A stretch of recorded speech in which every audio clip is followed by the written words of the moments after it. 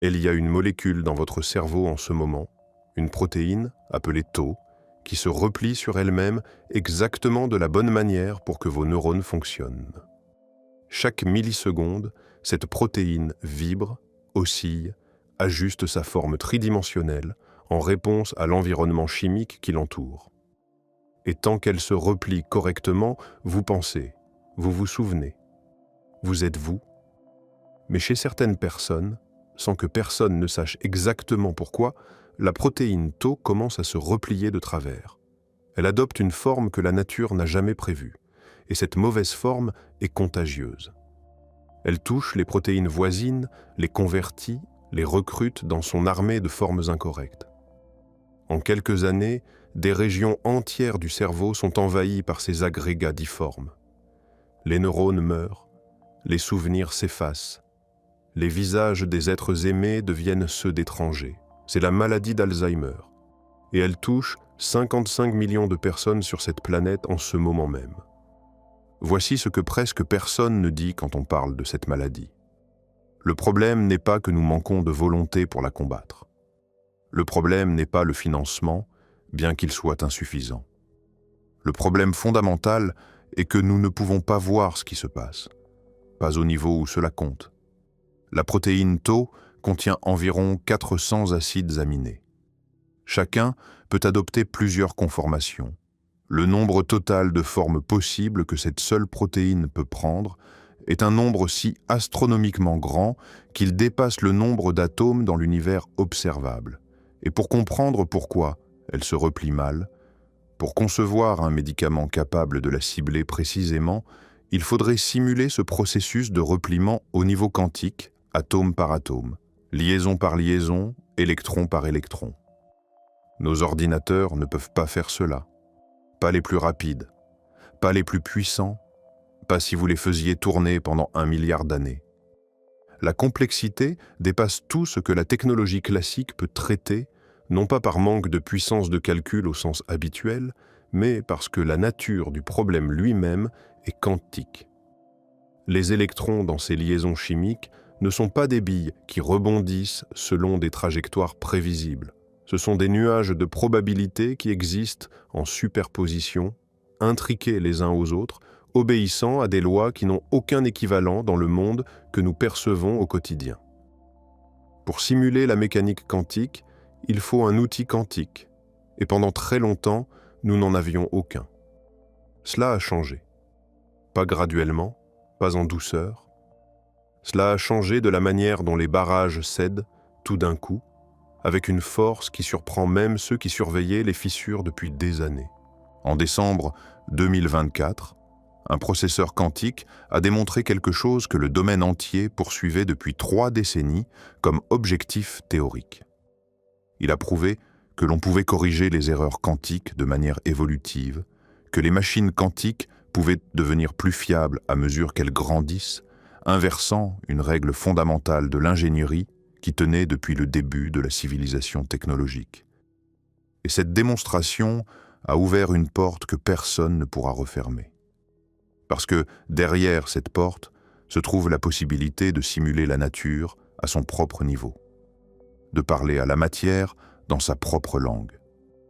Et ce que cette langue nous dit sur la structure de la réalité est plus étrange, plus vertigineux et plus profondément perturbant que tout ce que la science a jamais rencontré. Ce récit ne va pas commencer par des laboratoires de physique ou des équations sur des tableaux noirs. Il va commencer par une question que n'importe quel parent, n'importe quel enfant, n'importe quel être humain capable d'empathie peut comprendre. Pourquoi ne pouvons-nous pas guérir les maladies qui détruisent le cerveau? Et la réponse à cette question, quand on la suit jusqu'au bout, va nous emmener dans des territoires si étranges qu'ils remettent en question la nature même de ce que nous appelons la réalité. Si cela vous passionne autant que nous, prenez un instant pour liker cette vidéo et vous abonner. C'est un geste simple qui compte énormément pour nous. Pour comprendre pourquoi les ordinateurs classiques échouent face au repliement des protéines, il faut d'abord comprendre ce qu'est réellement un ordinateur classique et où se situe sa limite fondamentale. Et cette limite n'est pas où la plupart des gens l'imaginent. Un ordinateur classique, qu'il s'agisse de votre téléphone ou du superordinateur le plus puissant jamais construit, fait exactement la même chose à chaque instant. Il manipule des bits, des zéros et des uns, c'est tout. Chaque photo que vous prenez, chaque message que vous envoyez, chaque film que vous regardez, chaque prévision météorologique, chaque modèle climatique, chaque simulation de galaxies en collision, tout cela n'est qu'une suite extraordinairement longue de zéros et de 1 traités selon des règles logiques simples à une vitesse phénoménale. La puissance de ces machines vient de la vitesse, pas de la nature du calcul. Elles font des choses simples très, très vite. Et pendant longtemps, cette approche a suffi. Nous avons augmenté la vitesse, nous avons miniaturisé les transistors, nous avons empilé les processeurs. Chaque décennie, les ordinateurs devenaient plus rapides, et les problèmes que nous pouvions résoudre s'élargissaient en proportion. C'est la trajectoire qui a défini le dernier demi-siècle de progrès technologique. Mais cette trajectoire a une fin, pas une fin graduelle, un mur. Et ce mur a un nom en physique. Il s'appelle la malédiction de la dimensionnalité exponentielle. Voici ce que cela signifie concrètement. Quand vous simulez un système classique, le nombre de calculs nécessaires croît de manière gérable avec la taille du système. Doublez le nombre de planètes dans une simulation gravitationnelle, et le temps de calcul augmente mais de manière proportionnelle. C'est gérable. C'est ce pourquoi les ordinateurs classiques sont construits. Mais quand vous simulez un système quantique, comme une molécule, quelque chose de fondamentalement différent se produit. Chaque particule que vous ajoutez au système ne double pas la complexité. Elle la multiplie, pas par 2, par un facteur exponentiel. Chaque électron supplémentaire ne rajoute pas un calcul de plus. Il multiplie le nombre total de calculs par une quantité qui croît vertigineusement. Une molécule de caféine, cette chose que vous mettez dans votre corps chaque matin sans y réfléchir, contient 24 atomes. Pour simuler pleinement son comportement quantique, il faudrait suivre les interactions entre environ 160 électrons. Et le nombre d'états quantiques que ces 160 électrons peuvent collectivement occuper est un nombre si monstrueusement grand qu'il n'existe pas assez de matière dans l'univers observable pour le représenter en bits classiques, pas assez d'atomes, pas assez de protons, pas assez de quarks. L'univers entier, transformé en disque dur, ne suffirait pas. Pour une molécule de caféine, 24 atomes, la chose que vous buvez dans votre café du matin. Maintenant, pensez à une protéine. Des milliers d'atomes, des dizaines de milliers d'électrons. L'espace des possibilités quantiques explose dans des dimensions que le langage humain ne peut même pas commencer à nommer. On ne parle plus de nombres grands, on parle de nombres qui dépassent la capacité de l'univers physique à les contenir. Des nombres pour lesquels le cosmos entier n'est pas assez vaste pour servir de papier brouillon. C'est la raison pour laquelle nous ne pouvons pas simuler le repliement des protéines sur un ordinateur classique. Ce n'est pas un problème de puissance de calcul, c'est un problème de nature. L'outil est fondamentalement inadapté à la tâche. C'est comme essayer de peindre le vent avec un marteau. L'outil n'est pas simplement insuffisant, il est du mauvais type. Et c'est ici qu'entre en scène une idée qui a germé dans l'esprit d'un physicien dans les années 80, une idée si simple dans son principe et si vertigineuse dans ses implications, qu'elle a mis 4 décennies à être prise au sérieux. L'idée est la suivante. Si la nature calcule en quantique, alors pour simuler la nature, il faut un calculateur quantique. Pas un calculateur classique qui imite le quantique. Un vrai calculateur quantique.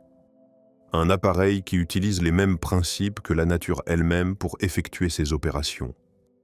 La nature ne manipule pas des zéros et des uns. La nature manipule des superpositions, des intrications, des amplitudes de probabilité, des interférences entre chemins possibles. La nature ne choisit pas un chemin à la fois. Elle les prend tous simultanément et laisse les mathématiques de l'interférence quantique sélectionner le résultat. C'est fondamentalement différent de tout ce qu'un ordinateur classique fait ou pourra jamais faire. Et la question qui a hanté la physique pendant des décennies est celle-ci. Pouvons-nous construire une machine qui fait la même chose? Une machine qui ne simule pas le quantique en le réduisant à des bits classiques, mais qui opère directement dans l'espace quantique en utilisant les superpositions et les interférences comme outils de calcul. La réponse est oui. Nous l'avons fait. Les machines existent, elles fonctionnent. Et ce qu'elles nous disent sur la réalité est plus troublant que ce que quiconque avait anticipé. Mais pour comprendre ce que ces machines font réellement, et pourquoi cela devrait vous empêcher de dormir, il faut d'abord descendre au niveau où la réalité cesse de ressembler à quoi que ce soit de familier. Il faut descendre au niveau quantique. Et ce qui vous attend là-bas est un monde si étrange qu'il a poussé certains des esprits les plus brillants de l'histoire à douter de leur propre santé mentale. La mécanique quantique n'est pas une théorie parmi d'autres. C'est la théorie fondamentale de la matière. Tout ce qui existe, chaque atome, chaque photon, chaque particule subatomique obéit à ces lois. Et ces lois disent des choses qui contredisent frontalement tout ce que votre expérience quotidienne vous a appris sur le fonctionnement du monde. Prenez une particule, un électron par exemple. Avant que vous ne le mesuriez, cet électron n'a pas de position. Pas au sens où il a une position que vous ignorez, comme une balle cachée sous un gobelet. Non, il n'a véritablement pas de position. Il existe dans ce que les physiciens appellent une superposition d'états, un nuage de probabilités qui s'étend dans l'espace, ni ici, ni là, mais partout à la fois avec des probabilités différentes. Quand vous le mesurez, le nuage s'effondre. L'électron apparaît quelque part. Mais la mécanique quantique est catégorique sur ce point. Avant la mesure, il n'était nulle part en particulier. La position n'existait pas. Elle a été créée par l'acte de mesure. Cela semble impossible. Cela semble absurde. Et pourtant, c'est la théorie la plus précisément vérifiée de toute l'histoire de la science.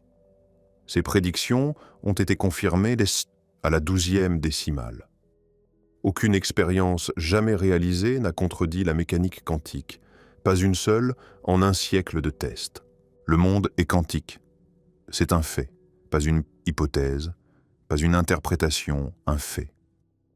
Et ce fait a des conséquences que nous commençons à peine à saisir. La première conséquence, et la plus directement pertinente pour l'informatique quantique, est la superposition.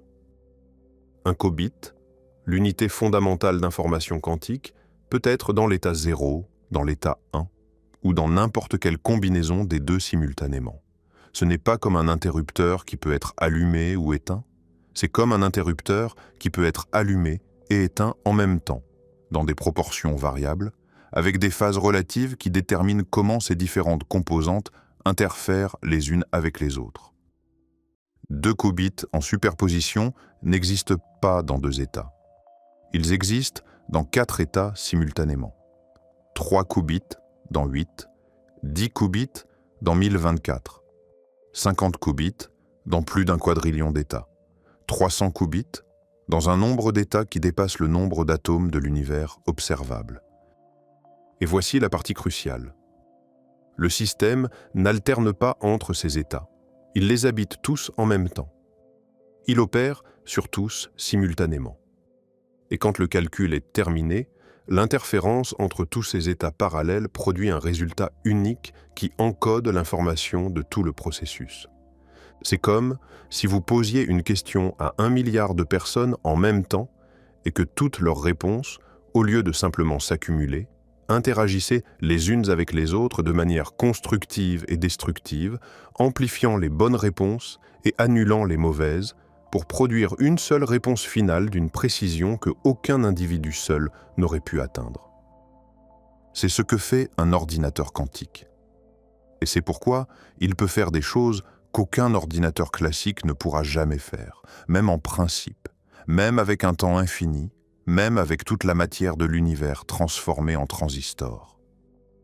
Mais cela soulève immédiatement une question qui devrait vous glacer le sang.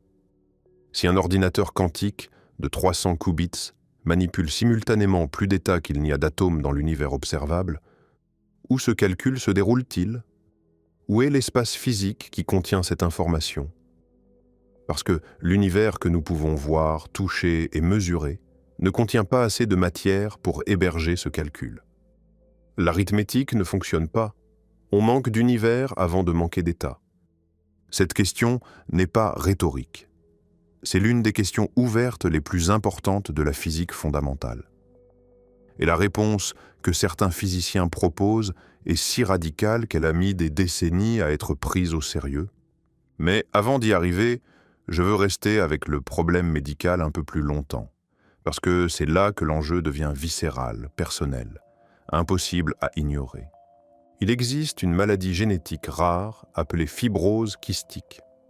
Elle est causée par une seule mutation dans un seul gène, le gène CFTR, qui code pour une protéine canal présente dans les membranes cellulaires. Cette protéine forme un tunnel à travers la membrane par lequel des ions chlorure passent. Quand la protéine est mutée, le tunnel se replie mal. Les ions ne passent plus correctement, le mucus dans les poumons s'épaissit. Les infections deviennent chroniques. La durée de vie est drastiquement réduite. Pendant des décennies, le traitement était symptomatique. On traitait les infections, on diluait le mucus, on gérait les crises, mais on ne pouvait pas réparer la protéine, parce que pour concevoir une molécule capable de corriger le repliement incorrect, il aurait fallu comprendre exactement comment la protéine mutée se replie, et cela nécessitait une simulation au niveau quantique que nos ordinateurs ne pouvaient encore pas effectuer. Puis, au début des années 2010, une combinaison de biologie structurale avancée, de chimie computationnelle et d'essais cliniques massifs a produit un médicament appelé Trikafta, approuvé en 2019. Ce médicament corrige partiellement le repliement de la protéine CFTR mutée. Il a transformé la vie de dizaines de milliers de patients. Des gens qui s'attendaient à mourir dans la quarantaine ont maintenant une espérance de vie quasi normale. Mais voici ce que personne ne dit dans les communications officielles. Le développement de Trikafta a pris plus de 20 ans et a coûté des milliards de dollars. Et le médicament ne fonctionne que pour certaines mutations spécifiques du gène CFTR. Pour d'autres mutations, pour d'autres protéines mal repliées, pour les milliers d'autres maladies causées par des dysfonctionnements protéiques, nous n'avons rien. Pas parce que la biologie est impossible à comprendre, mais parce que nous ne pouvons pas voir ce qui se passe au niveau atomique avec assez de précision pour concevoir des interventions ciblées. Un ordinateur quantique de taille suffisante changerait cela de manière fondamentale. Il pourrait simuler le repliement d'une protéine mutée au niveau de chaque électron, identifier exactement où la forme dévie, et tester des millions de molécules candidates pour trouver celle qui corrigerait la déviation. Pas en 20 ans, en mois, peut-être en semaines. Ce n'est pas de la science-fiction, c'est la trajectoire directe de ce que les machines actuelles nous montrent. Les processeurs de 105 qubits qui existent aujourd'hui ne peuvent pas encore simuler une protéine complète, mais ils peuvent simuler de petits fragments, des paires d'acides aminés, des interactions locales entre groupements chimiques, et chaque année, les systèmes deviennent plus grands, plus stables, plus précis. La courbe pointe vers un moment, peut-être dans une décennie, peut-être moins, où la simulation protéique complète deviendra possible. Et quand ce moment arrivera, toute la pharmacologie changera. Pas progressivement, d'un coup. Mais ce potentiel thérapeutique, aussi transformateur soit-il, n'est que la surface du mystère. Parce que la question de comment ces machines fonctionnent nous emmène dans des eaux beaucoup plus profondes et beaucoup plus troublantes. Des eaux où les notions même d'espace, de temps et de réalité commencent à se dissoudre. Revenons à la question que nous avons laissée en suspens. Où le calcul se déroule-t-il? Voici un fait expérimental. En octobre 2019, un processeur quantique de 53 qubits a complété un calcul en 200 secondes. Le même calcul, confié au supercalculateur classique le plus puissant du monde, aurait pris environ 10 000 ans. Pas 10 ans. 10 000 ans. Plus que la totalité de l'histoire humaine enregistrée. Ce n'est pas une question de vitesse brute. Le processeur quantique ne fait pas la même chose plus vite. Il fait quelque chose de fondamentalement différent. Il explore simultanément un espace de possibilités si vaste qu'aucun processus séquentiel, quelle que soit sa rapidité, ne pourrait le parcourir dans un délai raisonnable. La machine ne court pas plus vite sur la même route. Elle emprunte un raccourci à travers une dimension que les machines classiques ne peuvent même pas percevoir. 5 ans plus tard, en décembre 2024, un successeur de ce processeur a fait quelque chose d'encore plus remarquable. Il a démontré que l'ajout de composants au système, au lieu de le rendre plus fragile comme le prédit la thermodynamique classique, le rend plus stable. Plus le système est grand, mieux il fonctionne. Les erreurs ne s'accumulent pas, elles s'annulent. Le bruit diminue à mesure que la complexité augmente. C'est l'inverse de tout ce que l'ingénierie classique nous a appris. Dans chaque système que l'humanité a jamais construit, la complexité engendre la fragilité. Plus il y a de pièces, plus il y a de façons pour les choses de mal tourner. C'est une conséquence directe de la deuxième loi de la thermodynamique, et c'est aussi inévitable que la gravité. Sauf que dans ce cas, ça ne l'est pas. La machine viole l'intuition. Et les physiciens qui travaillent sur ces systèmes le savent, même s'ils sont prudents dans la façon dont ils le disent publiquement. Ce comportement n'est pas pleinement expliqué par nos modèles actuels. L'une des explications possibles est simplement que les codes de correction d'erreurs quantiques sont très bien conçus. Que le comportement sous le seuil est un résultat théorique attendu qui se manifeste en pratique grâce à une ingénierie exceptionnelle. C'est l'explication conservatrice, et elle est peut-être correcte. Mais il y a une autre explication. Une explication proposée en 1985 par un physicien d'Oxford, presque 40 ans avant que ces machines n'existent. Son argument était d'une logique implacable. Si le calcul quantique manipule simultanément un nombre d'états qui dépasse la capacité d'information de l'univers observable, alors le calcul ne peut pas se dérouler dans l'univers observable. Il doit se dérouler ailleurs. Et le seul « ailleurs » qui a un sens physique dans le cadre de la mécanique quantique, c'est d'autres branches de la fonction d'onde universelle. D'autres versions de la réalité. Des univers parallèles. Pas comme métaphore. Pas comme fiction mathématique commode. Comme description littérale de l'endroit où le travail est effectué. Le calcul quantique, selon cette vision, est une interférence entre des calculs parallèles s'exécutant simultanément dans des versions parallèles de la réalité. Chaque branche fait une partie du travail. L'interférence entre les branches produit la réponse.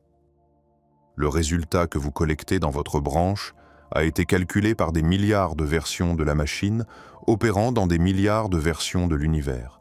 C'est une affirmation extraordinaire. Mais elle repose sur une logique qui n'a pas été réfutée en 4 décennies. Et les machines qui existent aujourd'hui se comportent exactement comme cette théorie le prédit. Pour comprendre pourquoi cette interprétation est si difficile à rejeter, il faut comprendre le cadre théorique qui la sous-tend. Et ce cadre remonte à un étudiant de Princeton qui, en 1957, a proposé la chose la plus audacieuse qu'un physicien puisse proposer, que les équations aient raison. La mécanique quantique standard dit que les systèmes quantiques évoluent en superposition selon une équation fondamentale, fluide et déterministe jusqu'au moment de la mesure. À ce moment, la superposition s'effondre. Un résultat est sélectionné, les autres possibilités disparaissent. Le problème est que cet effondrement n'est pas dans l'équation. C'est un postulat ajouté à la théorie parce qu'il correspond à l'observation, pas parce qu'il découle des mathématiques. L'équation elle-même dit que la superposition ne s'effondre jamais, que tous les résultats se produisent, que la fonction d'onde se ramifie indéfiniment. Cet étudiant a pris l'équation au pied de la lettre. Il a dit « Et s'il n'y avait pas d'effondrement ? Et si chaque résultat possible d'une mesure quantique se produisait réellement dans des branches parallèles d'une fonction d'onde universelle qui ne s'effondre jamais? L'appareil de mesure se ramifie. L'expérimentateur se ramifie. Le laboratoire se ramifie. La planète, la galaxie, l'univers entier se ramifie en versions parallèles, une pour chaque résultat possible. Il a été ignoré, ridiculisé. Forcé de tronquer sa thèse, il a quitté la physique académique pour travailler dans la stratégie nucléaire pendant la guerre froide. Il est mort à 51 ans sans jamais savoir que son idée deviendrait l'une des interprétations les plus sérieusement discutées de la mécanique quantique. Mais l'histoire ne s'arrête pas là, parce que la question de savoir si les univers parallèles sont réels n'est pas restée dans le domaine de la philosophie. Elle a été soumise à des tests expérimentaux. Et les résultats de ces tests ont mérité le prix Nobel. La question fondamentale est celle-ci. Existe-t-il une réalité classique cachée sous la mécanique quantique? Existe-t-il des variables secrètes, des informations cachées que les particules portent en elles et qui déterminent à l'avance les résultats des mesures? Si oui, la mécanique quantique serait incomplète mais essentiellement classique en dessous, et nous n'aurions pas besoin d'univers parallèles pour expliquer quoi que ce soit. En 1964, un physicien irlandais travaillant au CERN a montré que cette question a une réponse testable. Si des variables cachées locales existent, les corrélations entre les mesures sur des particules intriquées doivent respecter certaines limites mathématiques, des inégalités précises. Si la mécanique quantique a raison et qu'il n'y a pas de réalité cachée en dessous, ces limites sont violées. Pendant 30 ans, des équipes expérimentales à travers le monde ont testé ces inégalités avec une précision croissante, fermant une à une les failles techniques qui auraient pu permettre aux variables cachées de se faufiler dans les résultats. En 2015, des expériences sans la moindre faille ont été réalisées, avec des particules séparées de plus d'1 kilomètre et des mesures effectuées si rapidement qu'aucun signal voyageant à la vitesse de la lumière n'aurait pu passer entre les détecteurs. Le résultat, les inégalités sont violées, de manière décisive, répétable, sans ambiguïté. Il n'y a pas de variable cachée locale. Il n'y a pas de réalité classique sous la mécanique quantique. Les particules ne portent pas de réponse préétablie. L'univers, à son niveau le plus fondamental, n'est pas classique. Ce résultat a valu le prix Nobel de physique en 2022. Et il ferme la porte la plus confortable que les physiciens avaient pour éviter les implications les plus radicales de la mécanique quantique. Si la réalité n'est pas classique en dessous, si les corrélations quantiques sont véritablement non locales et ne peuvent être expliquées par aucun mécanisme classique, alors la question de savoir où le calcul quantique se produit devient d'autant plus pressante. Les machines exploitent des corrélations qui n'ont aucun analogue classique. Les ressources qu'elles utilisent ne sont pas dans l'espace physique que nous pouvons observer.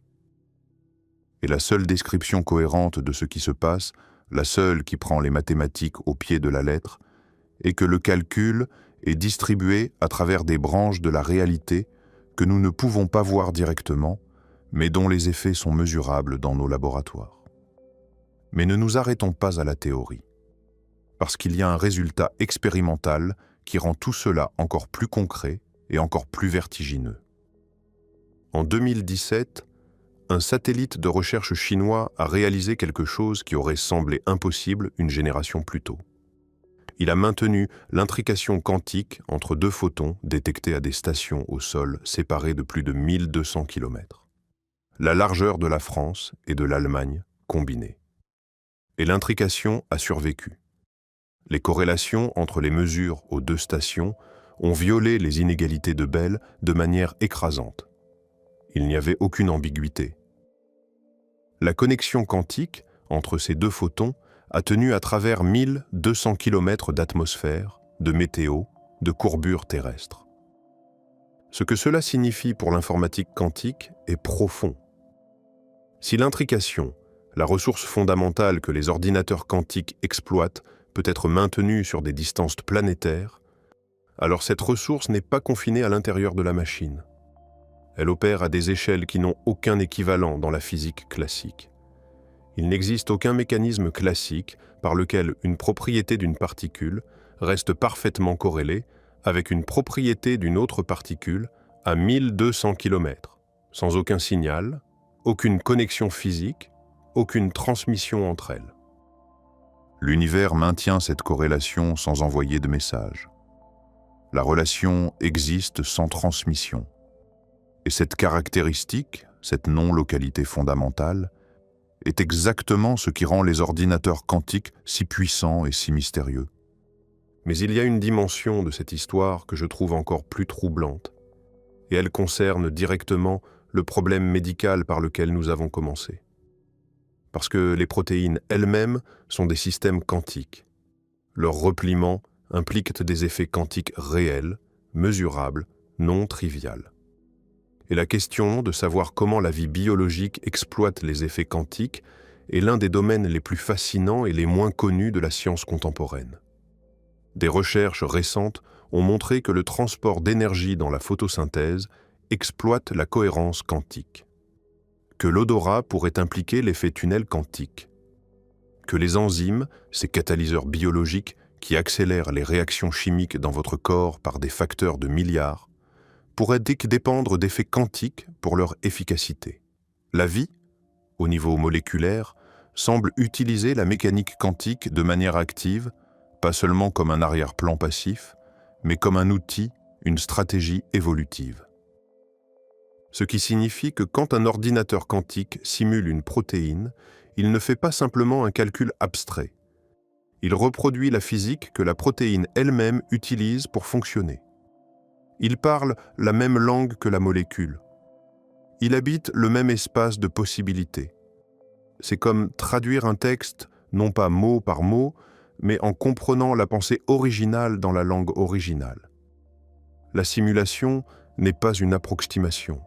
C'est une reproduction fidèle du processus réel. Et c'est pourquoi la promesse de l'informatique quantique pour la médecine n'est pas simplement un calcul plus rapide. C'est un calcul d'un type entièrement différent. Un calcul qui peut capturer les aspects fines de la réalité moléculaire que les ordinateurs classiques sont structurellement incapables de représenter. Récemment, des chercheurs ont utilisé des processeurs quantiques pour prédire la structure d'une boucle catalytique dans l'hélicase NS3 du virus Zika, démontrant une utilité directe dans le développement de médicaments et de vaccins.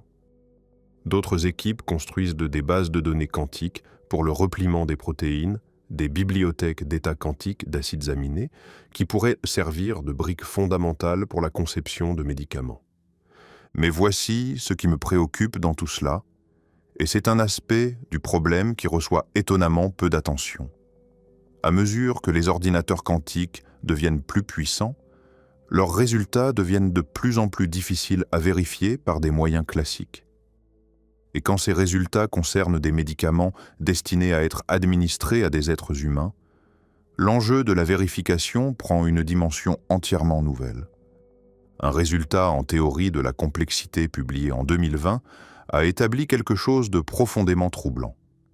L'intrication quantique donne au système de vérification accès à une classe de problèmes incomparablement plus vaste que tout ce qui est vérifiable classiquement. L'implication est qu'à mesure que les ordinateurs quantiques grandissent, leurs résultats se situeront de plus en plus au-delà de la capacité de vérification de tout système classique. Un calcul quantique suffisamment grand produira des résultats qu'aucun ordinateur classique, quelle que soit sa taille ou sa durée de fonctionnement, ne pourra confirmer ou infirmer. Le calcul deviendra un oracle, une boîte noire. Dans le contexte de la conception de médicaments, cela signifie que nous pourrions avoir des machines qui nous disent « cette molécule corrigera le repliement de la protéine Tau », sans que nous ayons aucun moyen indépendant de vérifier cette prédiction avant de la tester sur des patients humains. La différence entre une bonne réponse et une réponse plausible mais fausse pourrait ne pas être détectable avant les essais cliniques. La méthode scientifique repose sur la reproductibilité. Un résultat doit être vérifiable par des moyens indépendants. Ce ne sont pas des préférences. Ce sont les fondations de la connaissance empirique. Et l'informatique quantique nous pousse vers un monde où ces fondations sont ébranlées, non pas par une défaillance des machines, mais par les mathématiques mêmes qui gouvernent leur fonctionnement. Cela nous met dans une position épistémologique sans précédent. Nous allons devoir faire confiance à des machines que nous ne pouvons pas vérifier, opérant selon des principes que nous ne comprenons pas pleinement, dans un espace physique que nous ne pouvons pas observer, pour prendre des décisions qui affectent la vie de millions de personnes. Et la question de savoir si nous pouvons faire confiance à ces machines dépend ultimement de la question de savoir comment elles fonctionnent, ce qui nous ramène au mystère fondamental. Où le calcul se déroule-t-il? Considérons les machines elles-mêmes. Pour maintenir les états quantiques assez longtemps pour que le calcul se termine, les processeurs quantiques supraconducteurs doivent être refroidis à 20 millikelvin, vers 20 millièmes de degré au-dessus du zéro absolu. C'est plus froid que l'espace interstellaire, plus froid que le fond diffus cosmologique, cette lueur résiduelle du Big Bang qui remplit l'univers dans chaque direction. Les qubits vivent dans le lieu le plus froid de l'univers connu parce que la moindre perturbation thermique détruit l'information quantique. Les machines sont logées dans des structures qui ressemblent à des lustres inversés suspendus au plafond, une série d'étages cylindriques qui descendent en température par paliers, enveloppés de blindages en cuivre plaqué or, connectés par des câbles micro-ondes qui descendent comme des voies nerveuses vers les qubits au fond. L'ensemble est enfermé dans une chambre à vide et isolé du monde extérieur avec une obsession qui confine à la paranoïa. Et pourtant, les machines fonctionnent. Les états quantiques tiennent, les calculs se terminent. Et avec les processeurs les plus récents, le système devient plus fiable à mesure qu'il grandit, ce qui devrait être impossible selon les lois de la thermodynamique telles que nous les comprenons. Il y a une approche fondamentalement différente au problème de la fragilité quantique qui est poursuivie depuis plus de 2 décennies. Au lieu d'essayer de protéger les qubits, en les isolant du monde et en corrigeant les erreurs après qu'elles se produisent, cette approche tente de construire des qubits qui ne peuvent pas faire d'erreur en premier lieu. Des qubits dont l'information est encodée non pas dans l'état local d'un composant physique, mais dans la structure globale d'un système. L'idée repose sur un type de quasi-particules exotiques dont l'information quantique est stockée de manière non locale. Ces quasi-particules viennent toujours en paires, spatialement séparées. L'information n'est dans aucune des deux individuellement. Elle est dans la corrélation entre elles. Dans la relation, pas dans les objets. Si l'information n'a pas de localisation, les perturbations locales ne peuvent pas la détruire. Une vibration à un endroit ne peut pas corrompre une information qui n'est à aucun endroit. Pour détruire l'information, il faudrait perturber simultanément les deux composants de la paire de manière corrélée, ce qui requiert un type de bruit que l'environnement ne produit pratiquement jamais. La protection n'est pas quelque chose d'appliqué aux qubits de l'extérieur, un réfrigérateur le gardant froid, un blindage gardant les champs électromagnétiques à l'écart. La protection est intrinsèque à ce que le qubit est. On n'a pas construit une chose fragile puis défendue. On a construit une chose qui est structurellement robuste de la même manière qu'une propriété topologique est structurellement robuste. Et voici ce qui me frappe. Cette description, information réelle mais non locale, protégée non pas par l'isolation mais par la structure globale, est structurellement identique à la description de la façon dont le calcul quantique fonctionne dans le cadre des mondes multiples. Dans les deux cas, l'information est réelle, mais n'a pas de localisation. Dans les deux cas, la protection vient de la structure globale plutôt que d'une caractéristique locale. Que ce parallèle soit purement formel ou qu'il pointe vers quelque chose de plus profond sur la nature de l'information quantique est une question ouverte. Mais c'est une question qui devient de plus en plus difficile à écarter. Il y a une dimension de tout cela qui touche à la nature même de l'espace et du temps, et c'est peut-être la partie la plus vertigineuse de l'histoire. En 2013, 2 des physiciens théoriciens les plus respectés au monde ont publié une conjecture qui, si elle est correcte, renverse notre compréhension de ce qu'est l'espace. Leur proposition est que l'intrication quantique et les trous de verre, ces ponts hypothétiques, entre deux régions distantes de l'espace-temps prédits par la relativité générale, sont la même chose. Pas analogue, identique. Chaque paire de particules intriquées serait connectée par un trou de verre microscopique, une connexion géométrique dans le tissu même de l'espace-temps. Si c'est vrai, cela signifie que l'espace n'est pas le décor de fond sur lequel la physique quantique se déroule. L'espace est produit par la physique quantique. La structure de l'espace-temps, le réseau de connexions que nous expérimentons comme des distances et des directions, émerge de la structure d'intrication des états quantiques. Plus d'intrication signifie plus de connectivité. Moins d'intrication signifie que la géométrie se déchire. Sans intrication, l'espace disparaît. C'est l'idée de l'espace-temps émergent, et elle a des implications directes pour l'informatique quantique. Un processeur quantique est un réseau de qubits intriqués. À mesure que le nombre de qubits augmente et que l'intrication devient plus complexe, le système génère, dans ce cadre, une structure géométrique de plus en plus élaborée. Le processeur ne se contente pas de manipuler des états quantiques. Il construit et navigue une géométrie quantique. Le calcul est, en un certain sens, une exploration d'un espace qui n'existe pas dans les 3 dimensions que nous percevons. Si cette conjecture est correcte, alors les ordinateurs quantiques ne sont pas simplement des outils de calcul.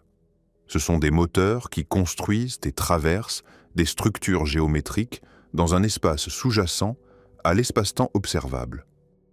Et la raison pour laquelle ils ne peuvent pas être simulés classiquement n'est pas seulement qu'ils nécessitent trop d'états. C'est que la structure géométrique qu'ils traversent n'a pas de description classique. Maintenant, je veux connecter tout cela à quelque chose qui devrait vous préoccuper de manière très concrète, parce que les implications de l'informatique quantique ne sont pas confinées aux laboratoires de physique ou aux hôpitaux du futur. Elles touchent à la sécurité de chaque transaction financière, de chaque message privé, de chaque communication classifiée sur Terre en ce moment même. En 1994, un algorithme quantique a été publié qui démontrait qu'un ordinateur quantique suffisamment puissant pourrait casser la totalité de la cryptographie moderne en quelques heures. L'intégralité de la sécurité sur laquelle repose Internet, le commerce électronique, les communications gouvernementales, les secrets militaires, tout cela repose sur la difficulté de factoriser de grands nombres. Les meilleurs algorithmes classiques nécessiteraient plus de temps que l'âge de l'univers pour casser une clé de chiffrement standard. Cet algorithme quantique pourrait le faire en quelques heures. Ce n'est pas un futur lointain. Les gouvernements s'y préparent maintenant. En 2024, de nouveaux standards cryptographiques résistants aux attaques quantiques ont été publiés et la transition est en cours. Mais la raison pour laquelle c'est urgent n'est pas que les ordinateurs quantiques capables de casser le chiffrement actuel existent déjà. C'est une stratégie que les services de renseignement appellent « récolter maintenant, décrypter plus tard ». Des communications chiffrées sont enregistrées en ce moment, stockées, en attendant le jour où un ordinateur quantique pourra les ouvrir. Chaque message que vous envoyez aujourd'hui pourrait être lu demain. Et il y a une convergence qui se dessine entre l'informatique quantique et l'intelligence artificielle qui ajoute une couche supplémentaire de complexité et de risque. Les systèmes d'IA les plus puissants consomment des quantités massives d'énergie pour effectuer des multiplications de matrices à une échelle colossale. Des algorithmes quantiques existent qui pourraient accélérer ces opérations de manière significative. Si le matériel quantique mûrit au point où ces algorithmes peuvent être exécutés sur des problèmes de taille pertinente, le coût et le temps nécessaires pour entraîner des systèmes d'IA pourraient chuter considérablement. Mais la combinaison de ces deux technologies crée quelque chose de plus troublant encore. Les systèmes d'IA sont déjà partiellement opaques à ceux qui les construisent. Les représentations internes d'un grand modèle de langage sont des structures de haute dimension que les ingénieurs ne peuvent pas pleinement interpréter. Les ordinateurs quantiques ajoutent une seconde couche d'opacité. Le calcul se déroule dans un espace de Hilbert inaccessible à l'observation directe. Imaginez un système où une IA conçoit et optimise des circuits quantiques et où les résultats de ces circuits quantiques alimentent les décisions de l'IA. Le résultat sort. Il est utile, peut-être transformateur. Et aucun être humain sur la planète ne peut vous dire comment il a été obtenu. Une boîte noire à l'intérieur d'une boîte noire. Et le produit de cette double opacité pourrait être un médicament que vous allez mettre dans votre corps, ou un modèle financier qui guide des milliards de dollars d'investissement, ou un système de sécurité qui protège des infrastructures critiques. La science, dans sa forme la plus fondamentale, est la capacité de regarder à l'intérieur des boîtes, de comprendre non seulement que quelque chose fonctionne, mais pourquoi, de pouvoir prédire le comportement dans des circonstances nouvelles plutôt que d'interpoler à partir de données d'entraînement. Un monde où nos outils les plus puissants sont conjointement quantiques et IA, de manières opaques dans les deux directions, est un monde où l'écart entre capacité et compréhension grandit chaque année. Je ne dis pas cela pour effrayer. Je dis cela parce que c'est la réalité vers laquelle nous nous dirigeons et parce que comprendre cette réalité est la première étape pour la naviguer avec sagesse. Rassemblons les fils. Non pas pour les résoudre, ils ne se résolvent pas encore, mais pour voir la forme qu'ils dessinent quand on les pose les uns à côté des autres. Nous avons commencé avec une protéine qui se replie mal dans un cerveau humain et avec l'impossibilité pour nos ordinateurs de simuler ce processus. Nous avons vu que cette impossibilité n'est pas technique mais fondamentale.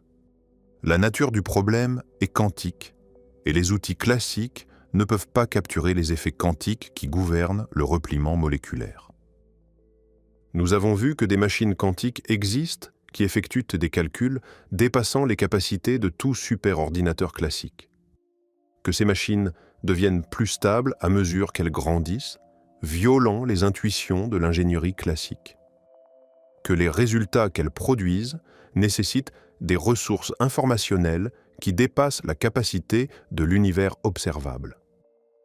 Nous avons vu que les variables cachées locales ont été exclues par des expériences sans faille, récompensées par le prix Nobel, qui confirment que la réalité à son niveau le plus fondamental est véritablement quantique et non classique. Que l'intrication opère sur des échelles planétaires, confirmées par satellite. Qu'il est possible que l'espace-temps lui-même émerge de l'intrication quantique, ce qui ferait des ordinateurs quantiques des instruments qui construisent et naviguent la géométrie fondamentale de la réalité. Nous avons vu que ces machines auront des applications transformatrices en médecine, en sécurité, en intelligence artificielle, mais que ces applications s'accompagnent de défis épistémologiques sans précédent, parce que les résultats des calculs quantiques deviendront, à terme, invérifiables par des moyens classiques. Et au cœur de tout cela, une question reste ouverte. La plus importante, je crois, de toute la science contemporaine. Où le calcul se déroule-t-il? Quel substrat physique héberge l'information que ces machines manipulent? Si ce substrat n'est pas dans l'univers observable, où est-il? Il y a essentiellement 3 options. Soit la mécanique quantique est incomplète, et il existe une physique plus profonde que nous n'avons pas encore découverte, qui explique tout le comportement non classique de manière classique. Les expériences de Bell rendent cette option extrêmement difficile à défendre. Soit la mécanique quantique est correcte et complète, et l'interprétation physique de ce qu'elle décrit est véritablement non classique. La superposition, l'intrication et l'espace d'états exponentiels sont des caractéristiques réelles de la réalité physique. Le calcul quantique fonctionne parce qu'il est distribué à travers des branches parallèles de la réalité. C'est l'option que les preuves, prises au pied de la lettre, soutiennent le plus directement. Soit il existe quelque chose de nouveau, un cadre que nous n'avons pas encore, qui résout le problème de la mesure explique l'intrication, rend compte des ressources computationnelles et nous dit ce qui se passe réellement quand un ordinateur quantique fonctionne.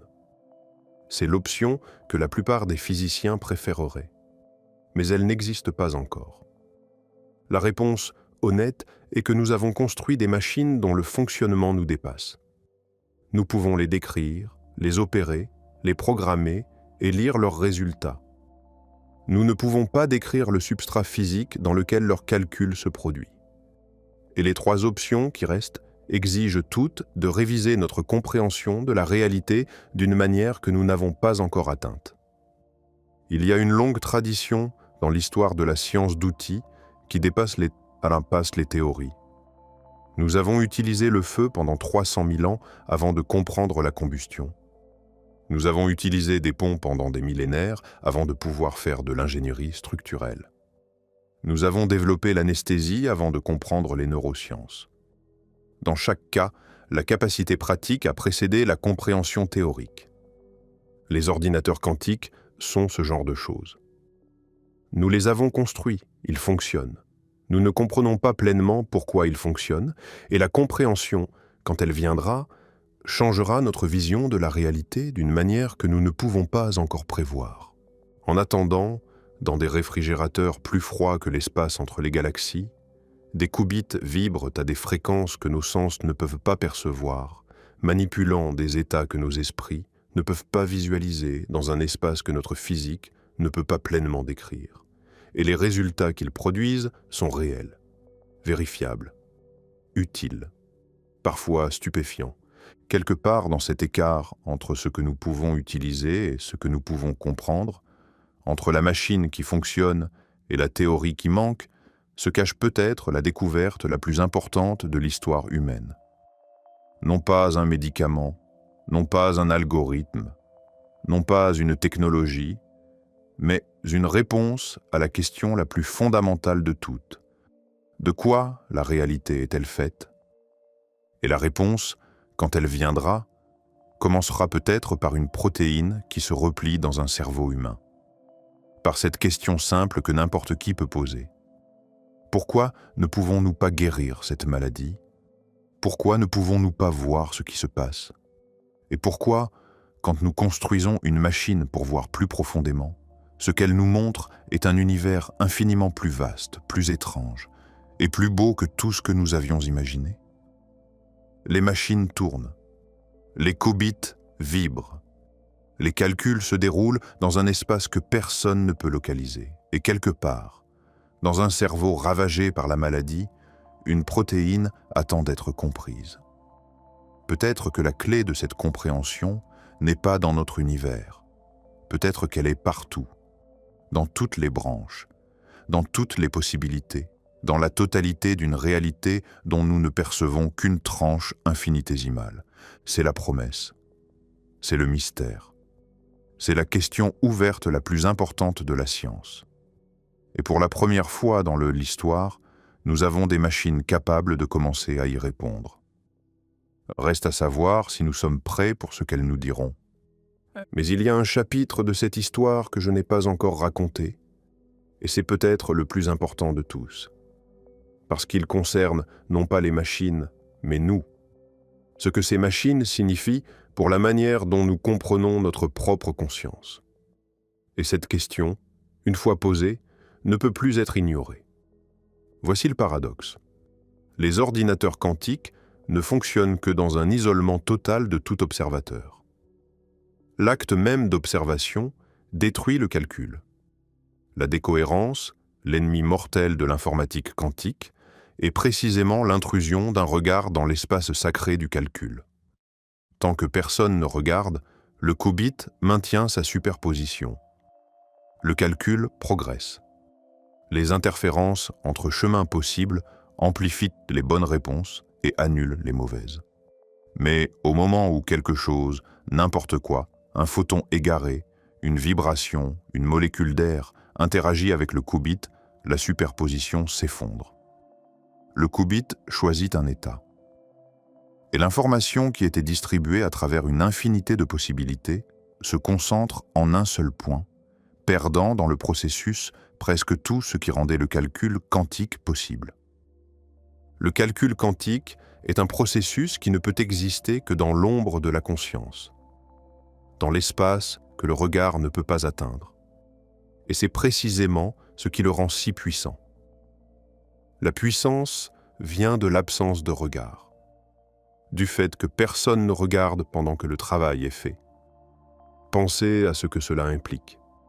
Si les processeurs quantiques sont des miniatures du fonctionnement de l'univers, si l'univers lui-même opère selon des principes quantiques à son niveau le plus fondamental, alors l'univers, dans son fonctionnement le plus profond, opère en dehors du regard. La réalité, dans sa version la plus complète, est ce qui se passe quand personne ne regarde. Ce que nous voyons, ce que nous mesurons, ce que nous expérimentons, n'est que la surface. L'effondrement, le résultat final d'un processus infiniment plus riche qui s'est déroulé dans un espace inaccessible à notre conscience. Nous sommes, en un certain sens, les habitants de l'effondrement. Nous vivons dans le monde des résultats, pas dans le monde des possibilités. Le monde des possibilités, l'espace de Hilbert, la fonction d'onde universelle, quelle que soit la manière dont vous choisissez de le nommer, est là, sous nos pieds, autour de nous, en nous, mais nous ne pouvons pas le voir parce que le voir le détruit. C'est une métaphore puissante, mais ce n'est pas qu'une métaphore. C'est une description de ce que les machines font littéralement. Les ordinateurs quantiques accèdent à l'espace des possibilités. Ils y travaillent. Ils en extraient des résultats.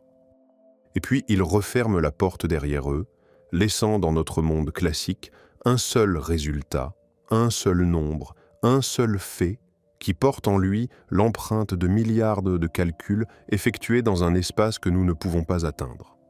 Maintenant, je veux pousser cette idée un peu plus loin, parce qu'elle touche à quelque chose qui concerne directement la façon dont nous comprenons l'intelligence elle-même. Les systèmes d'intelligence artificielle les plus avancés que nous avons construits, les grands modèles de langage, les réseaux neuronaux profonds, les systèmes de reconnaissance d'images, fonctionnent en manipulant d'immenses matrices de nombres à travers des couches de transformation non linéaires. Ils sont extraordinairement puissants. Mais ils sont fondamentalement classiques. Chaque nombre dans le système est un nombre défini. Chaque calcul suit un chemin unique. Il n'y a pas de superposition, il n'y a pas d'interférence entre chemins parallèles, il n'y a pas de non-localité, et pourtant ces systèmes produisent des comportements qui ressemblent, de manière troublante, à l'intelligence. Ils comprennent le contexte. Ils génèrent du langage cohérent. Ils raisonnent dans certaines limites. Ils créent. La question de savoir s'ils sont véritablement intelligents ou s'ils simulent l'intelligence de manière suffisamment convaincante pour que la distinction n'ait plus d'importance pratique est l'une des plus débattues de notre époque. Mais voici ce que personne ne demande. Que se passerait-il si ces systèmes opéraient dans l'espace quantique plutôt que dans l'espace classique ? Non pas des réseaux neuronaux classiques exécutés sur du matériel quantique, mais des architectures véritablement quantiques, où les poids du réseau sont des amplitudes quantiques, où la propagation de l'information se fait par interférence plutôt que par multiplication matricielle, où les représentations internes vivent dans un espace de Hilbert exponentiellement plus grand que tout espace vectoriel classique de taille comparable.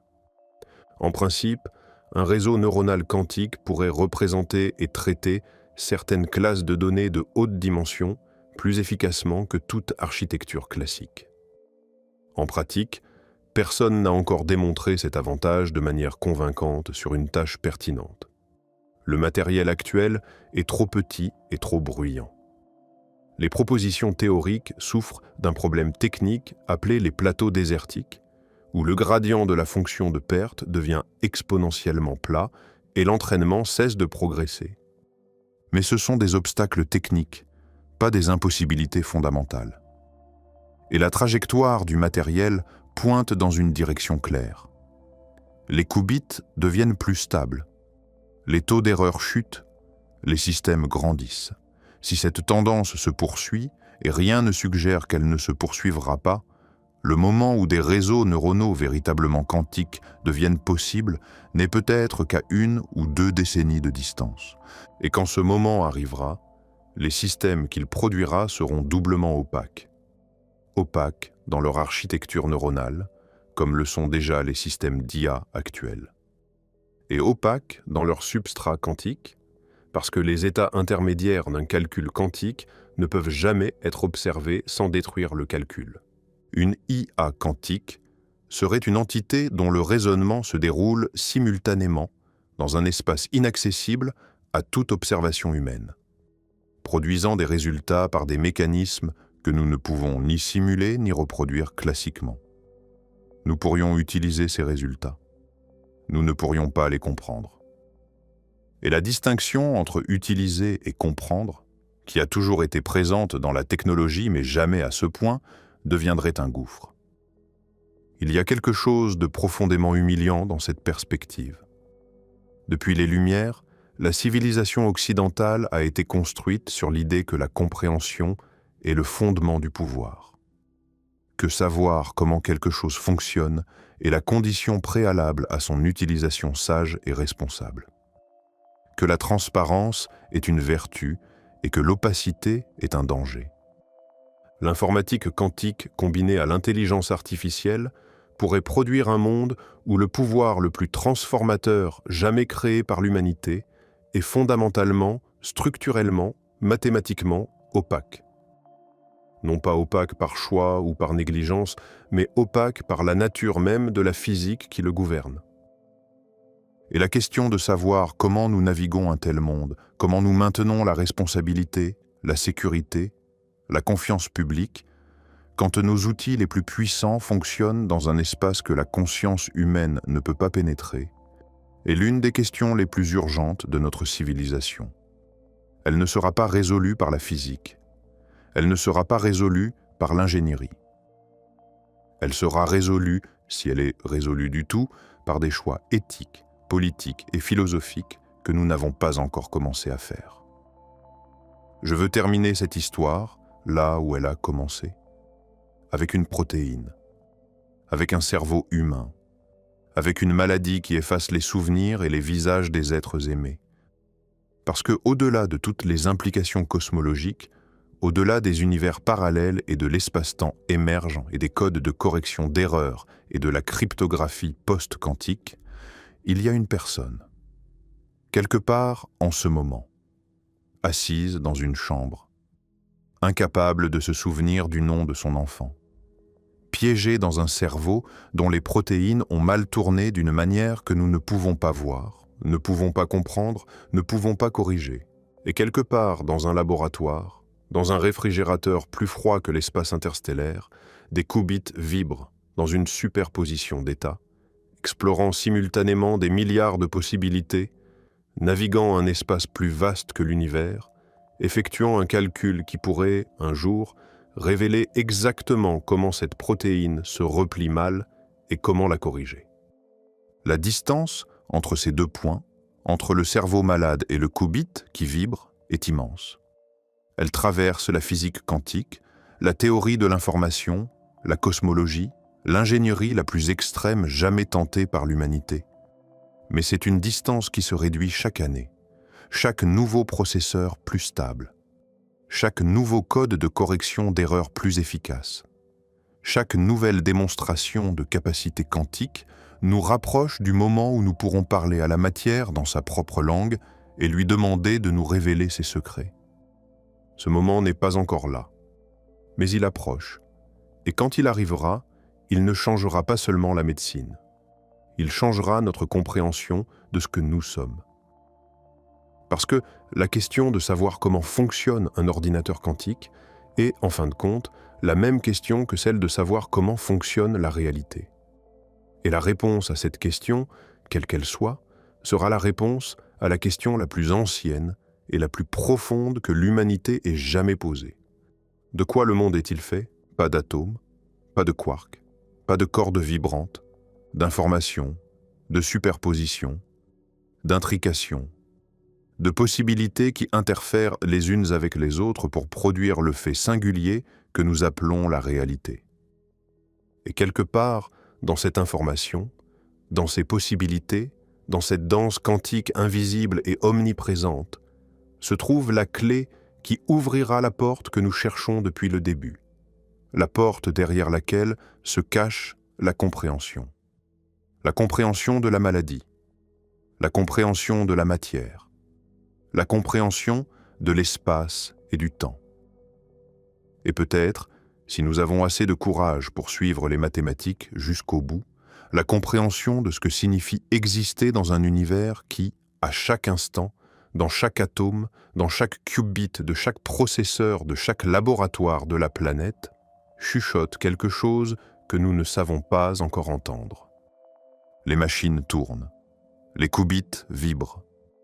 Le calcul se déroule dans un espace que personne ne peut nommer. Et quelque part, dans le silence entre les battements d'un cœur qui oublie, une réponse attend. Plus étrange que tout ce que nous avons imaginé, plus vaste que tout ce que nous avons mesuré, et plus proche, peut-être, que nous n'osons l'espérer. Il y a cependant un aspect de cette histoire que je ne peux pas ignorer, parce qu'il concerne la façon même dont nous allons pouvoir utiliser ces machines dans le monde réel. Et cet aspect touche à l'une des failles les plus profondes et les moins discutées de notre civilisation technologique. Quand un ordinateur quantique simulera le repliement d'une protéine, le résultat sera une configuration tridimensionnelle, une forme, une structure. Cette structure indiquera aux chimistes où et comment une molécule thérapeutique pourrait s'attacher à la protéine pour corriger son mauvais repliement. Mais cette indication ne sera pas accompagnée d'une preuve, elle sera accompagnée d'une probabilité. Et cette probabilité sera le produit d'un calcul effectué dans un espace que nous ne pouvons pas observer, par des mécanismes que nous ne pouvons pas simuler classiquement. Le chimiste devra décider s'il fait confiance au résultat. Le médecin devra décider s'il prescrit le médicament conçu à partir de ce résultat. Le patient devra décider s'il avale le comprimé. Et aucun d'entre eux n'aura accès à la chaîne de raisonnement complète qui a produit la réponse. Parce que cette chaîne de raisonnement s'est déroulée dans un espace de Hilbert à des milliards de dimensions, à travers des interférences quantiques entre des possibilités que la conscience humaine ne peut ni percevoir ni simuler. C'est la situation épistémologique vers laquelle nous nous dirigeons, pas dans un futur lointain, dans les prochaines décennies. Et la manière dont nous naviguerons cette situation définira une grande partie de l'avenir de notre espèce. Nous avons toujours fait confiance à des processus que nous ne comprenions pas pleinement. Nos ancêtres faisaient confiance aux plantes médicinales sans comprendre la pharmacologie. Nous faisons confiance aux avions sans comprendre la mécanique des fluides. Nous faisons confiance aux vaccins sans comprendre l'immunologie moléculaire. La confiance dans des processus opaques n'est pas nouvelle. Ce qui est nouveau, c'est l'échelle de l'opacité. Et surtout, c'est le fait que l'opacité est structurelle plutôt que contingente. Nous ne comprenons pas la pharmacologie traditionnelle par manque de recherche. Si nous investissons assez de temps et de ressources, nous pouvons comprendre n'importe quelle molécule classique. Mais l'opacité quantique est différente. Un calcul quantique de taille suffisante ne peut pas être vérifié par des moyens classiques. Pas par manque de puissance de calcul, par la nature mathématique du problème. L'opacité est intégrée dans les lois de la physique elle-même. Et c'est pour cela que la question de savoir comment ces machines fonctionnent n'est pas une curiosité académique. C'est la question la plus pratique qui soit. Parce que la confiance que nous placerons dans les résultats des ordinateurs quantiques dépendra ultimement de la confiance que nous avons dans notre compréhension de la mécanique quantique elle-même. Et notre compréhension de la mécanique quantique, après un siècle de succès prédictif inégalé, reste fondamentalement incomplète en ce qui concerne son interprétation physique. Nous savons que ça marche. Nous ne savons pas ce que ça dit sur la réalité. Et maintenant, nous construisons des machines dont le fonctionnement dépend de la réponse à cette question. La protéine Tau continue de se replier mal dans des millions de cerveaux. Les qubits continuent de de vibrer dans leur réfrigérateur. Et entre les deux, un pont se construit, fait non pas de matière ordinaire, mais d'informations quantiques, d'intrications, de superpositions, de possibilités qui interfèrent dans un espace plus vaste que tout ce que l'humanité a jamais contemplé. Ce pont n'est pas encore terminé, mais il avance. Et quand il sera achevé, il ne reliera pas seulement le monde de la physique au monde de la médecine. Il reliera ce que nous savons à ce que nous sommes, ce que nous calculons à ce qui existe, ce que nous observons à ce qui reste caché derrière le voile de la mesure. Et peut-être, juste peut-être, de l'autre côté de ce pont, une réponse nous attend. Une réponse qui ne ressemble à rien de ce que nous avons jamais trouvé. Une réponse qui n'est pas un fait, mais une nouvelle façon de voir. Une nouvelle façon de comprendre ce que signifie exister dans un univers qui calcule, qui interfère, qui se ramifie, qui s'intrigue, et qui, à travers tout cela, produit la chose la plus improbable et la plus précieuse de toutes. La conscience, la capacité de se poser la question, et le refus, magnifique et obstiné, de se contenter du mystère sans essayer encore et encore de le percer. Les machines tournent. Le mystère reste. Et nous restons aussi, les yeux levés vers un ciel qui cache, derrière chaque étoile, derrière chaque photon, derrière chaque qubit vibrant dans son berceau de froid absolu. Un secret que nous sommes peut-être, pour la première fois dans l'histoire, sur le point de comprendre. Mais je ne peux pas finir cette histoire sans parler d'un endroit précis sur Terre où toutes ces lignes convergent de la manière la plus inattendue. Un endroit qui n'a rien à voir avec la physique théorique, rien à voir avec les laboratoires de haute technologie, et tout à voir avec la raison pour laquelle nous construisons ces machines en premier lieu. C'est un centre de recherche en Suisse où des neuroscientifiques et des physiciens quantiques travaillent côte à côte depuis quelques années sur un projet qui aurait semblé fou il y a une décennie. Ils essaient de déterminer si le cerveau humain lui-même utilise des effets quantiques pour penser. L'idée n'est pas nouvelle. Un physicien célèbre l'avait proposée dans les années 90 et elle avait été largement rejetée par la communauté neuroscientifique. Le cerveau est trop chaud, trop humide, trop bruyant pour que la cohérence quantique survive, disait-on. Les temps de décohérence dans un environnement biologique à 37 degrés Celsius seraient si courts que les effets quantiques n'auraient aucune pertinence fonctionnelle. Mais cette objection a pris un coup sérieux quand des chercheurs ont découvert que la photosynthèse, un processus qui se déroule dans des plantes à température ambiante, utilise la cohérence quantique pour transporter l'énergie avec une efficacité quasi parfaite. Si les plantes peuvent maintenir des effets quantiques dans un environnement chaud et humide, l'argument que le cerveau ne le peut pas est considérablement affaibli. Puis d'autres indices sont apparus. Des études ont montré que les microtubules, ces structures protéiques qui forment le squelette interne des neurones, ont des propriétés qui pourraient supporter des états quantiques sur des échelles de temps pertinentes pour le traitement neuronal. D'autres recherches ont suggéré que les neurotransmetteurs traversent la fente synaptique par effet tunnel quantique, un mécanisme fondamentalement différent du modèle classique de diffusion. Rien de tout cela n'est confirmé. Rien de tout cela ne constitue une preuve. Mais l'accumulation d'indices pointe dans une direction fascinante. Le cerveau humain pourrait être, en un certain sens, un ordinateur quantique biologique. Pas au sens d'un processeur à qubits supraconducteur refroidi au zéro absolu, mais au sens d'un système qui exploite des effets quantiques, la superposition, l'intrication, l'effet tunnel, pour effectuer des opérations de traitement d'informations que les modèles classiques de la neuroscience ne peuvent pas expliquer. Si c'est vrai, cela change tout. Cela signifie que la conscience elle-même pourrait être un phénomène quantique. Que la raison pour laquelle nous ne comprenons pas comment la matière produit l'expérience subjective n'est pas que nous n'avons pas assez de données sur le cerveau, mais que nous utilisons le mauvais cadre théorique pour l'analyser. un cadre classique appliqué à un problème quantique. Et cela crée un cercle vertigineux. Si la conscience est quantique, et si les ordinateurs quantiques fonctionnent en exploitant des ressources inaccessibles à la conscience, alors la conscience est un processus quantique essayant de comprendre un processus quantique à travers des instruments quantiques. Le sujet, l'outil et l'objet sont tous faits de la même étoffe.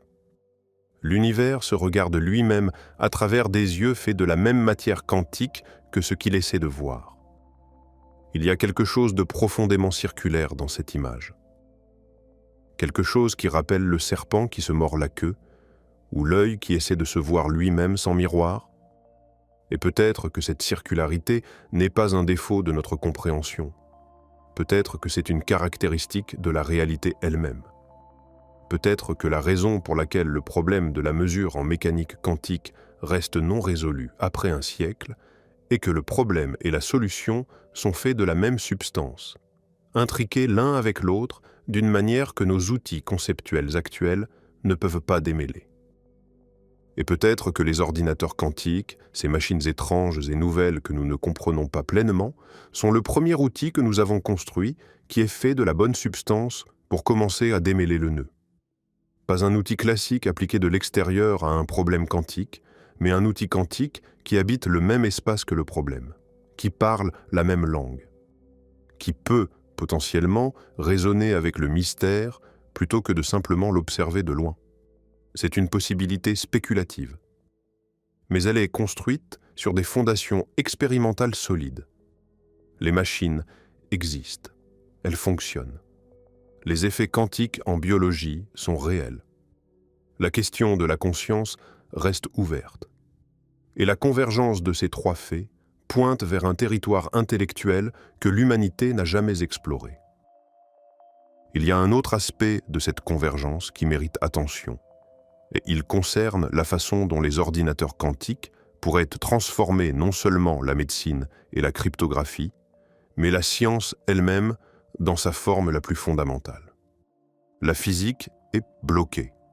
Pas bloquée au sens où elle ne fonctionne pas. Elle fonctionne extraordinairement bien. La mécanique quantique prédit les résultats des expériences à la 12e décimale. La relativité générale décrit la gravité avec une précision stupéfiante. Le modèle standard de la physique des particules a prédit l'existence de particules des décennies avant qu'elles ne soient découvertes. Mais ces théories sont incompatibles. La mécanique quantique et la relativité générale ne peuvent pas être combinées en une seule théorie cohérente. Chaque tentative de les unifier produit des infinis, des absurdités mathématiques, des résultats qui n'ont aucun sens physique. Le problème de la gravité quantique, le problème de trouver une théorie qui décrit la gravité au niveau quantique, est le plus grand problème ouvert de la physique fondamentale. Et il est ouvert depuis près d'un siècle. Les ordinateurs quantiques pourraient ouvrir une nouvelle voie. Pas en résolvant le problème théoriquement, mais en permettant des simulations de systèmes de gravité quantique qui sont impossibles sur du matériel classique. Si nous pouvons simuler des systèmes où les effets quantiques et gravitationnels sont tous deux importants, nous pourrions observer des comportements émergents que la théorie seule n'avait pas prédits. Nous pourrions découvrir empiriquement ce que la nature fait quand la mécanique quantique et la gravité se rencontrent, au lieu de simplement deviner avec des équations. C'est un changement de paradigme dans la manière de faire de la physique fondamentale. Historiquement, la physique a progressé par un cycle entre théorie et expérience. Un théoricien écrit une équation. Un expérimentateur construit un appareil pour la tester. Les résultats confirment ou infirment la théorie. Le cycle recommence. Mais pour la gravité quantique, ce cycle est bloqué. Les énergies nécessaires pour tester directement les effets de gravité quantique sont si élevées que nous ne pouvons pas les atteindre avec nos accélérateurs de particules. La longueur de Planck, l'échelle à laquelle les effets de gravité quantique deviennent importants, est si petite qu'aucun instrument ne peut la sonder directement. Nous sommes dans la situation d'une espèce qui a les équations mais ne peut pas faire l'expérience. Les ordinateurs quantiques pourrait briser cette impasse. Pas en reproduisant les conditions extrêmes de la gravité quantique, mais en simulant des systèmes qui capturent les mêmes mathématiques à des échelles accessibles. Certaines correspondances mathématiques, comme la dualité entre théorie gravitationnelle et théorie quantique de champ sur la frontière, suggèrent qu'un ordinateur quantique pourrait simuler un espace-temps quantique en simulant le système quantique correspondant sur la frontière. Pas en reproduisant un trou noir réel, mais en simulant un système quantique qui est, mathématiquement, équivalent à un trou noir. Si cela fonctionne, les ordinateurs quantiques deviendraient non seulement des outils de calcul, mais des instruments de physique fondamentale. Des télescopes pointés non pas vers les étoiles, mais vers la structure même de l'espace-temps. Des microscopes qui ne grossissent pas les objets, mais les lois. Et les résultats de ces simulations pourraient nous dire quelque chose de fondamental sur la nature de l'espace et du temps. Sur la raison pour laquelle l'univers a 3 dimensions spatiales plutôt que 4 ou 7. Sur ce qui se passe à l'intérieur d'un trou noir. Sur ce qui s'est passé dans les toutes premières fractions de seconde après le Big Bang, quand les effets quantiques et gravitationnels étaient tous deux dominants et quand les structures qui ont donné naissance aux galaxies et aux étoiles et aux planètes et à la vie ont été déterminées. C'est la promesse ultime de l'informatique quantique. Pas des calculs plus rapides, pas de meilleurs médicaments, pas de communication plus sûre, bien que tout cela soit réel et important. La promesse ultime est une fenêtre sur la couche la plus profonde de la réalité. Une fenêtre que nous n'avions jamais eue auparavant et que nous ne pouvions pas avoir avec des outils classiques, parce que les outils classiques ne peuvent pas voir ce qui se passe dans le domaine quantique. Et cette fenêtre s'ouvre maintenant, pas dans un futur hypothétique. Maintenant, dans des laboratoires réels, avec du matériel réel, produisant des résultats réels. Chaque année, la vue s'élargit un peu. Chaque nouveau processeur, chaque nouveau code de correction d'erreurs, chaque nouvelle démonstration de capacité pousse la fenêtre un peu plus loin. Nous ne savons pas encore ce que nous verrons quand la fenêtre sera pleinement ouverte. Mais les premiers aperçus sont déjà là. Et ce qu'ils montrent est un monde qui ne ressemble à rien de ce que l'humanité avait imaginé. Un monde où l'information est plus fondamentale que la matière, où l'espace émerge de l'intrication, où le calcul et la réalité pourraient être, au niveau le plus profond, la même chose. Où la distinction entre ce qui est simulé et ce qui est réel pourrait ne pas avoir de sens. Un monde, en somme, qui est encore plus mystérieux, encore plus beau, et encore plus étrange que ce que nos prédécesseurs, avec leurs mythes et leurs dieux et leur cosmologie, avaient de jamais osé rêver. Les machines tournent, les réfrigérateurs ronronnent, les qubits vibrent dans leur berceau de froid absolu. Et quelque part, dans l'espace entre ce que nous savons et ce que nous ne savons pas encore, entre le qubit et la protéine, entre le calcul et la conscience, entre la question et la réponse, la réalité attend. Elle a toujours attendu. Depuis le Big Bang, depuis la formation des premières étoiles, depuis l'apparition de la première cellule vivante dans un océan primitif, depuis que le premier cerveau a regardé le ciel nocturne et s'est demandé ce que c'était. Maintenant, pour la première fois, nous avons peut-être les outils pour lui poser la question dans sa propre langue. Et la première question que nous lui posons n'est pas abstraite, elle n'est pas philosophique, elle n'est pas cosmologique, elle est la plus humaine de toutes. Pouvez-vous nous aider à guérir ?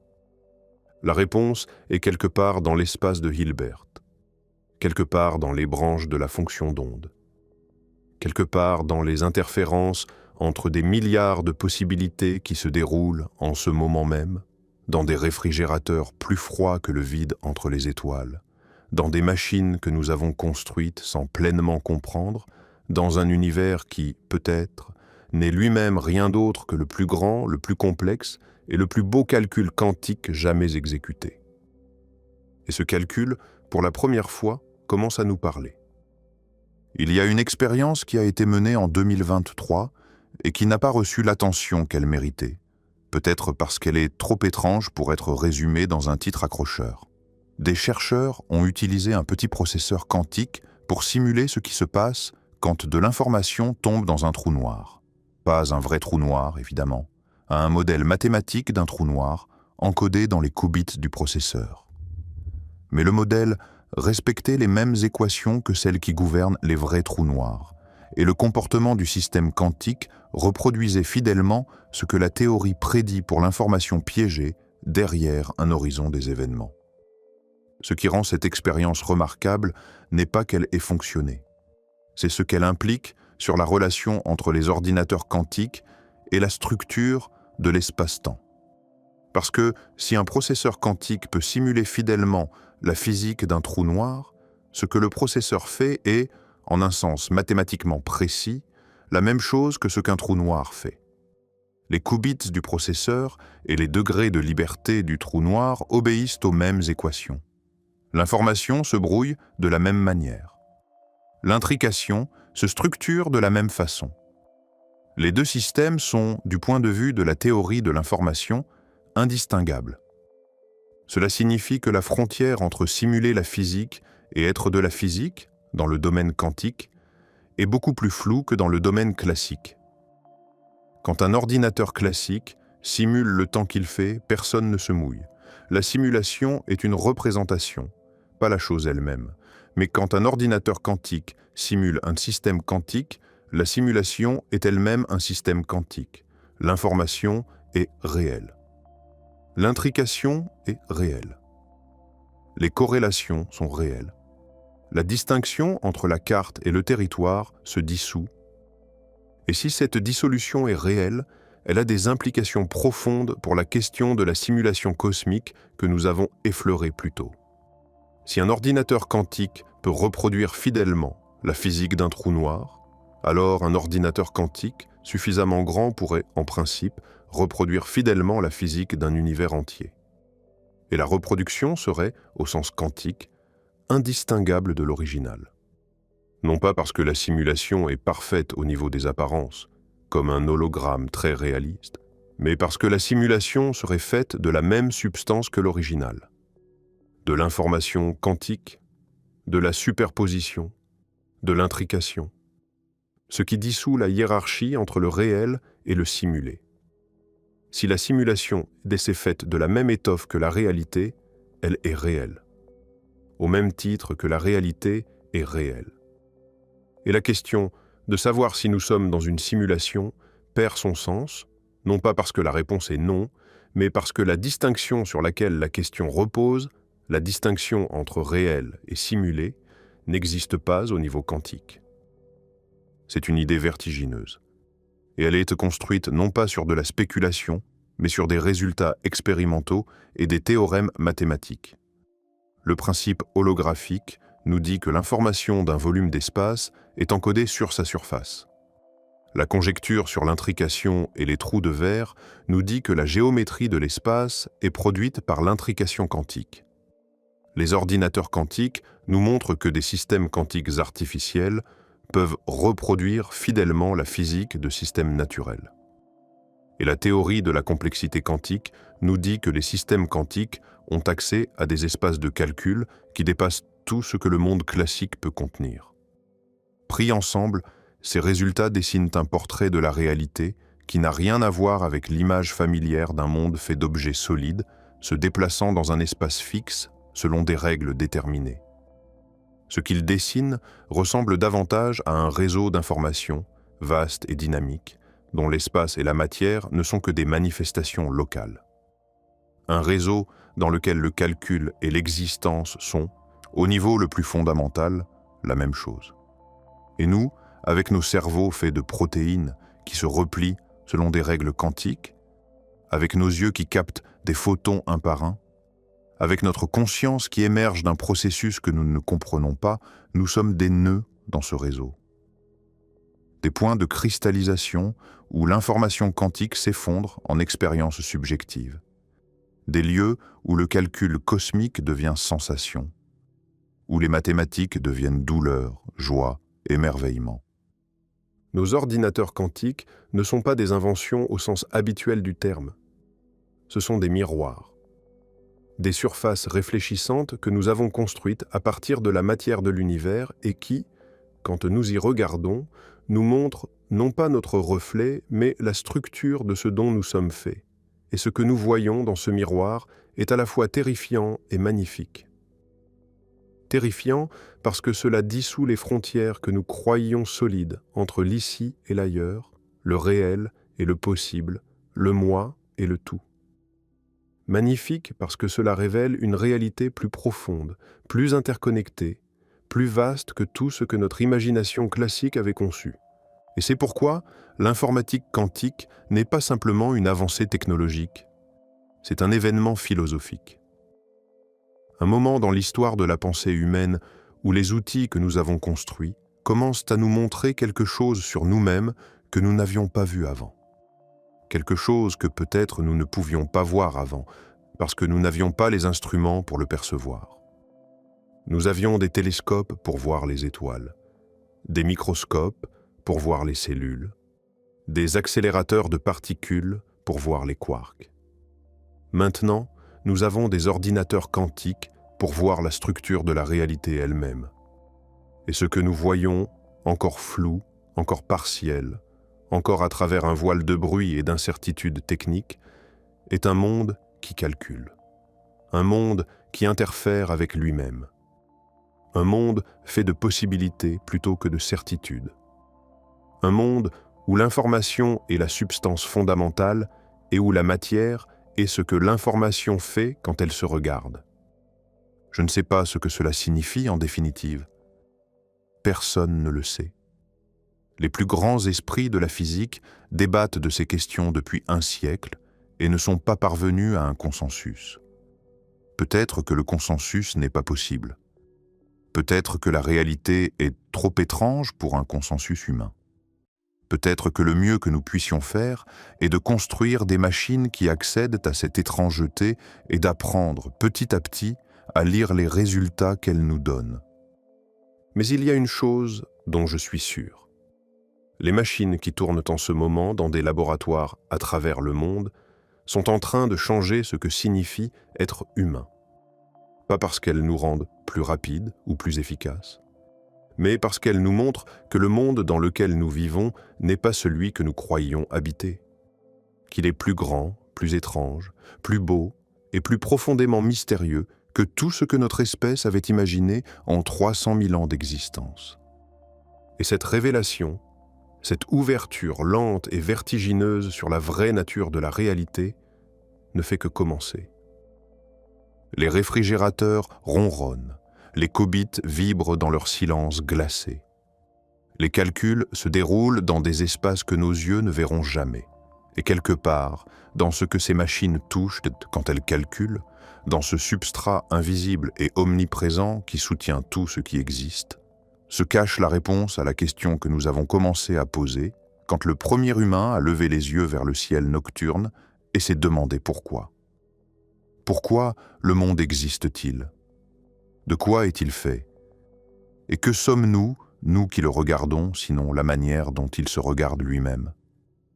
La réponse est quantique. La réponse est dans les machines. La réponse est dans les protéines qui se replient dans nos cerveaux. La réponse est partout, dans chaque atome, dans chaque photon, dans chaque corrélation non locale maintenue à travers des distances que la lumière elle-même met des années à parcourir. Et pour la première fois, nous avons les outils pour commencer à l'entendre. Pas pour la comprendre, pas encore. Peut-être pas avant longtemps, mais pour l'entendre. Pour capter, dans le bruit des qubits et le silence des réfrigérateurs, les premières notes d'une musique qui joue depuis le début des temps. Une musique faite non pas de sons mais de possibilités, non pas de notes mais de superpositions, non pas d'harmonie mais d'interférences. La musique de l'univers qui se calcule lui-même. Et nous, les premiers à l'entendre, nous restons là, saisis, le souffle coupé, essayant de comprendre ce que nous venons de découvrir. Sachant que nous n'avons entendu que les premières mesures. Sachant que la symphonie est plus longue et plus complexe que tout ce que nous pouvons concevoir. Et sachant, avec cette certitude tranquille qui accompagne les véritables découvertes, que rien ne sera plus jamais tout à fait pareil.